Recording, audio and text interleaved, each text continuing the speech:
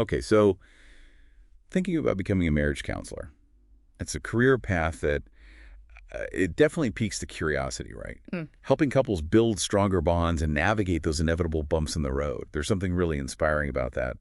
But what's the reality really like, Yeah, beyond the surface? it's definitely a field with a lot of heart, but it's also way more nuanced than I think a lot of people realize. It requires a really unique blend of empathy, resilience, and some seriously sharp communication skills. Yeah, let's unpack that. We've got some great data from RoleCatcher to guide us today. And I have to say, some of this stuff surprised me. Oh, I think you're going to love this. RoleCatcher is a gold mine for those wanting to go beyond the brochure, so to speak. Totally. For example, you see that job outlook projected to grow by 22% in the next decade.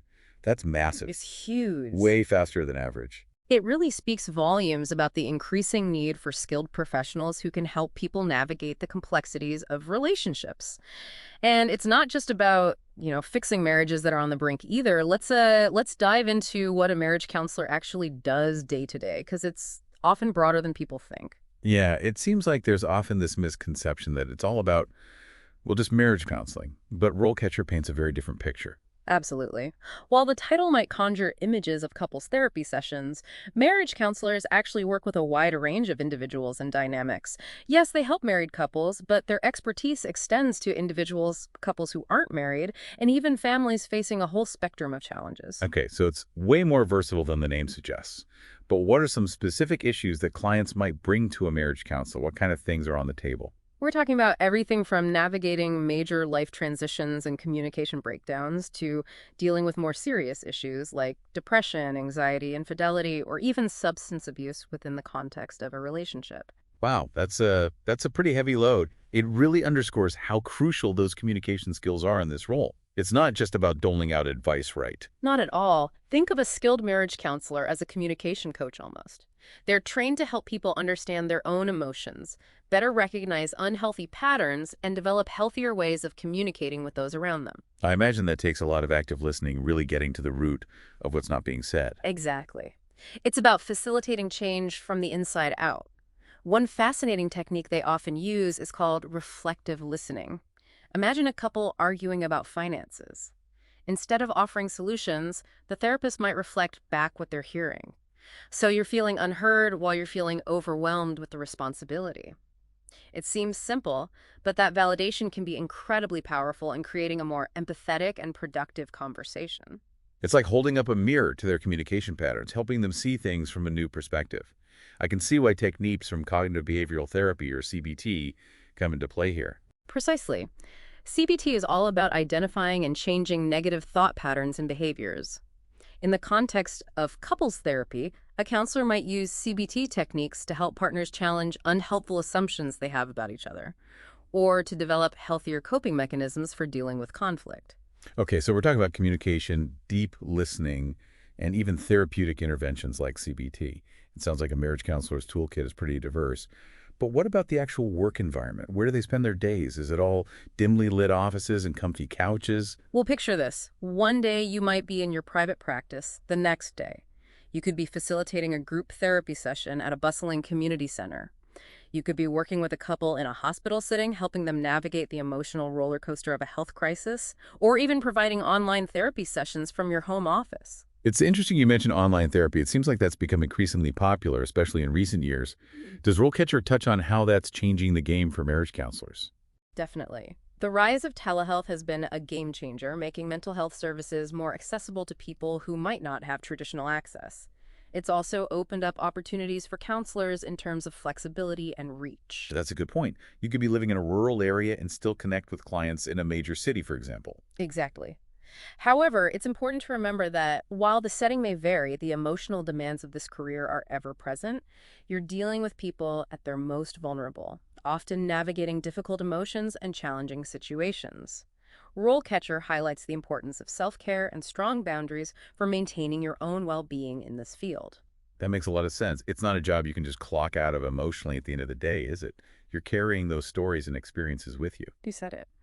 Resilience is key. It's like being an emotional athlete. You need that stamina and self-awareness to avoid burnout. So for someone considering this path, what does the training actually involve? What kind of education are we talking about here? We're talking serious commitment here. A master's degree is typically the non-negotiable entry point. Think programs in counseling, psychology, social work, and of course specialized programs in marriage and family therapy. But here's where it gets interesting. RoleCatcher actually digs into what to look for in a program beyond just accreditation. Oh, that's helpful. So it's not a one-size-fits-all kind of degree. Not at all. They emphasize the importance of finding a program that aligns with your interests and career goals. Do you want a program with a strong emphasis on research or one that's more clinically focused? Are you interested in a particular theoretical orientation, like psychodynamic therapy or solution-focused therapy? These are all things to consider when choosing the program that's right for you. That's a great point. I can see how aligning your education with your long-term goals could make a big difference in terms of feeling fulfilled down the line. Exactly. It's about finding that sweet spot where your passions and skills intersect.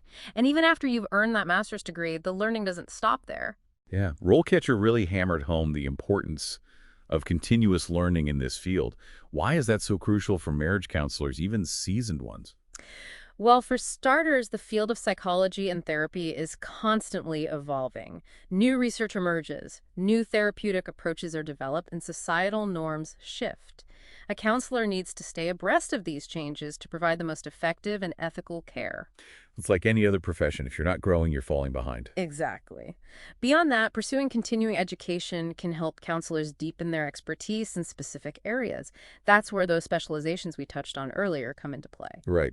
RoleCatcher had a whole section on specializations, which I thought was super helpful. It's like you get that master's degree, which is your foundation, and then you can choose to build upon it in all these fascinating directions. Precisely. It's about niching down, honing your skills in a particular area that speaks to your passions. We talked about substance abuse counseling earlier.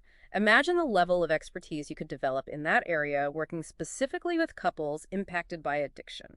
You'd be equipped with a deep understanding of how addiction affects relationships, as well as evidence-based strategies for supporting both the individual and the couple as a unit.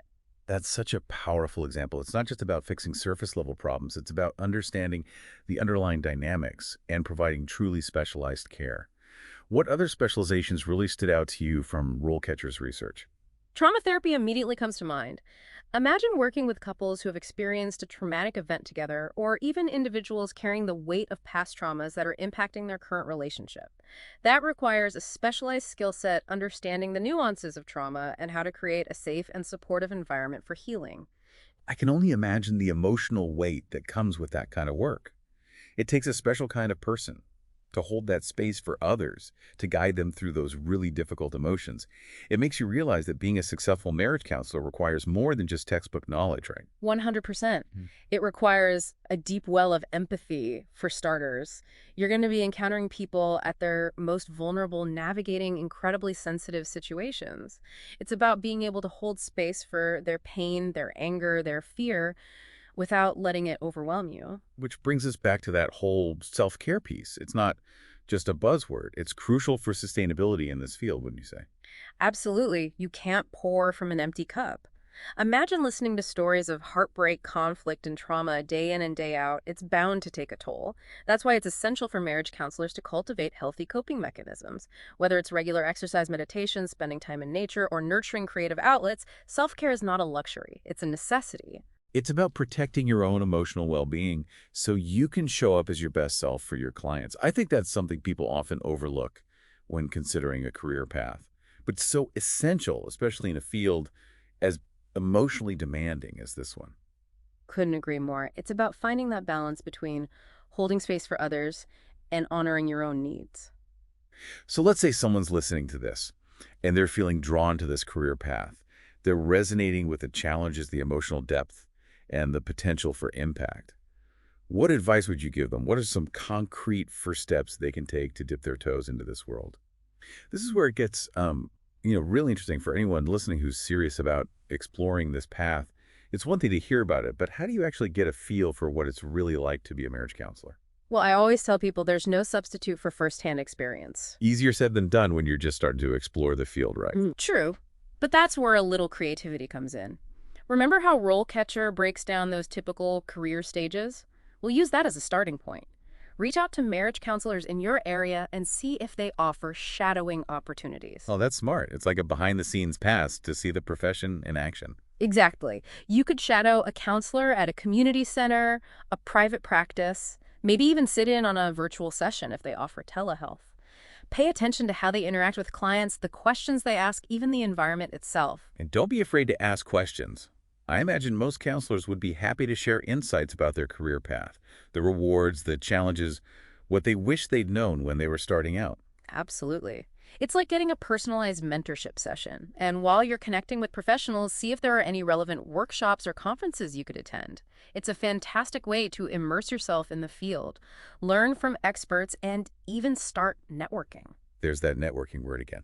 It's amazing how often it comes up no matter what career path we're exploring on this show. It's true. Building relationships is key, whether you're a seasoned therapist or just starting to explore the field. And speaking of building relationships, RoleCatcher highlights a unique aspect of this career path that I think is worth emphasizing: My ears are perked. What is it? the potential for leadership and advocacy. As you progress in your career, you might find yourself drawn to shaping the field in a broader way beyond individual client work. Oh, I love that. Yeah. So we're talking about moving from the one-on-one to having a larger impact. How would a marriage counselor typically step into that kind of role? There are so many paths. You could specialize in a particular area, becoming a sought-after expert on, say, couples impacted by chronic illness. Or you could get involved in research contributing to the growing body of knowledge on relationships and mental health. Some counselors even go on to develop training programs for other therapists or advocate for policy changes that improve access to mental health services. Wow. So the possibilities really do expand the further you go in this field. It's inspiring to think about the ripple effect one person can have. It really is. And ultimately, that's what this deep dive comes down to, helping you figure out if this path aligns with your values, your strengths, and your vision for the future. Well said. We've covered a lot of ground today, from the nitty-gritty of education and specializations to the often overlooked importance of self-care and the exciting potential for leadership down the line. Remember, a career in marriage counseling is about more than just helping couples solve problems.